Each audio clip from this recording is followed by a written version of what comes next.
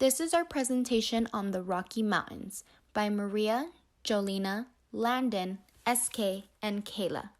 Starting off with the Rocky Mountains topography, there are actually 5 different locations and categories in which these Rockies are located, which are the southern parts, middle parts, northern parts, Canadian parts, and the Brooks Range parts.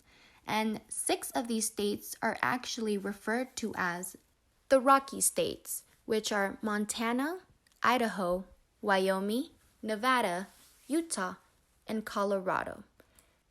Due to the fact that these states are so close in proximity to mountains, the climates are fairly similar to one another. For example, during the summer to springtime, when the air is cool and fresh, but also dry because of the mountain terrain, it refers to the alpine tundra. Now, during the fall season, the air is still typically dry, but there is occasional heavy to slight rainfall. And with temperatures dropping really low and rainfall being so heavy, it could result to a snowstorm or snowfall. With that being said, our next slide is about the demographics of each of these states. And on the bottom left, we decided to do it by population. And as you can see, Colorado is 37.1% of that state population. Idaho is 11.6%. Nevada is 19.9%. Montana is 6.9%. Wyoming is 3.6%. And Utah is 20.8%. And on the top right-hand corner, we decided to categorize them by race by each state. And as you can see, for most of these states, the Caucasian percentage is fairly high than the others. Then in Wyoming, all over the country. In 2011, the Rocky Ford Growers Association was created in response to contaminated cantaloupe that were sold the previous year, causing many to fall in and several deaths. The association trademarked Rocky Ford cantaloupes to maintain the standards of the fruit produce. The Pueblo Chile is the most popular in the region, with a range of heat from 5,000 to 20,000 Scoville units. The smaller sized peppers are the hottest. The peppers are comparable jalapenos and hotter than cayenne peppers. Colorado sweet corn comes in 2 colors, white and yellow, or sometimes bicolored. The state produces over 133 million pounds of corn annually. Corn is typically harvested from mid-July through mid-October. The corn is meant to be eaten fresh and loses sweetness over time. A few hours at room temperature turns the sugar to starch and the quality of the corn degrades. The peach first came to North America in the early 1600s by Spanish conquistadors. Peaches from centuries were served for nobility and were not mass-produced until the 1800s by the U.S. In 1882, the first peach trees were planted in Palisade, Colorado by John and Jean Harlow.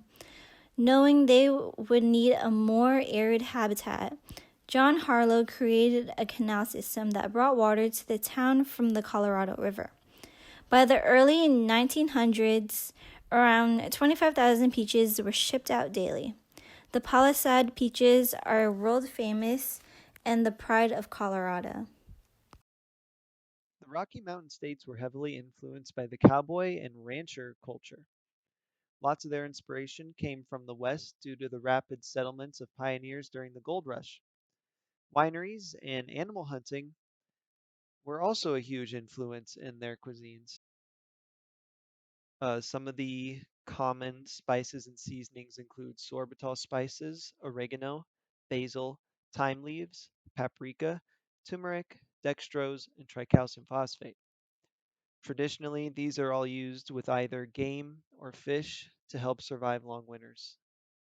There are many different cooking methods in Rocky Mountain cuisine, but the most prevalent ones that we found in our research was grilling, smoking, boiling, and frying. For dish number 1, I chose the Rocky Mountain oysters. And when you hear the name Rocky Mountain oysters, people automatically assume oysters. But it is far from the typical delicacy of oysters. Rocky Mountain oysters are not oysters at all. They're mammal testicles and most commonly come from bulls, bison, pigs, and sheep. Although they're most commonly referred to as oysters due to their slimy appearance when raw, some other names used include cowboy caviar, prairie oysters, swinging beef, Montana tenderloin, bullocks, or bull, pigs, lamb fry. And the cooking methods are very versatile.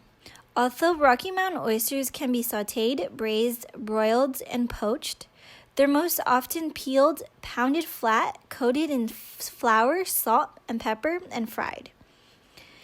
And in Canada, they are typically served with a demi-glazed, and in America, they'll likely be accompanied by a cocktail sauce. The dish was created by ranchers in the Rocky Mountain region. Some of the very first ranchers to inhabit the West needed inexpensive sources of food, so they experimented with different cuts of meat. And because they didn't waste any part of the animal, they began cooking testicles with branding coals. Now these oysters are typically found in the American West and Western Canada, where young animal castration is commonly used to control breeding, stimulate skeletal muscle growth for beef, and regulate temperament, which makes the animal less angry and inclined to castrate. These Rocky Mountain oysters are very healthy. Aside from the battering and the deep frying and the additional seasoning, these organs are so rich in vitamins, minerals, and protein. And they have zero effect on the human consumer's hormone balance. For dish number 2, I actually decided to go with the Rocky Mountain beef brisket. Now for this type of dish, it is typically served as a meal with vegetables like corn and mashed potatoes on the side. Now the beef brisket is actually a portion of meat from calves, and this type of meat can either be baked, boiled, and or roasted. But its more commonly popular cooking style is marinating or rubbing any spice of choice and cooking it over an indirect heat from charcoal or wood. This creates that smoky flavor and is often coated with barbecue sauce, often known as the term barbecuing. This type of dish dates all the way back to the indigenous Indians, and interesting enough, in other countries, it's more commonly used as a pot roast rather than a meal. The Rocky Mountain beef brisket meal is also typically more on the unhealthy side rather than the healthy side due to the fact that they add a bunch of spices and oil to get it fully cooked into that nice, juicy, tender consistency. Although you can add vegetables and fruit on the side to make it more tasteful, most of the time people stick to just the corn and mashed potatoes and occasionally slather on some barbecue sauce on top. This type of meal is meant to be more on the greasy and filling side rather than that lightweight and appetizing section, which is more healthier because a lot of people use this greasiness and flavor to get full and stay that way much longer. Either way, I would say that this type of meal can be incorporated either way, whether it's healthy or unhealthy, because it is tasteful and will always be delicious. For dish number 3, this is actually Kayla's dish, but I am recording this for her. It is the Colorado Chile Verde, aka the Slopper. The Slopper was created about 40 years ago in Pueblo, Colorado. One popular dish is served at Gray's Coors Tavern and consists of 2 open-faced burger patties with cheese placed in a bowl and smothered with green chili and topped off with raw onions. Some variations include a full burger smothered in green chili and topped with pico de gallo, extra cheese, or sliced avocados. It has been featured in many food blogs and travel magazines and Food Network channels, even hosted a Food Wars challenge between two popular restaurants that serve it. This dish is not considered very healthy as it is very fattening. For dish number 4, we decided to go with the green chile, or also known as the pueblo chiles. This type of dish was heavily influenced by the Mexican culture, and the chile serves as an essential topping or filler for many dishes. It adds the spicy flavor that people like and crave. The green chile is embraced by the state as it is a commonly served meal in most restaurants. And this type of sauce also is made with pork and is a coveted condiment. Some people even make their own recipes and will make it their quest to be the best. People are even hard-pressed to let anyone see these types of recipes for their meals. The ingredients consist of onions, tomatoes, garlic, and lots of chiles. The sauce coating is also served on top of breakfast and burger meals. Just thyme, rosemary, bay leaves, and garlic. Wine and Worcestershire sauce are also added to the broth for more flavor. It is made by first cooking onions, garlic, and mushrooms, as well as the spices I mentioned before, in a Dutch oven with a good amount of butter. Then, once these vegetables are cooked, add the beef broth. Place this soup in a 300-degree oven and leave it to cook for 2 hours. Once this is done cooking, stir in the caramelized onions, add cheese on top, and broil until it's a golden brown color.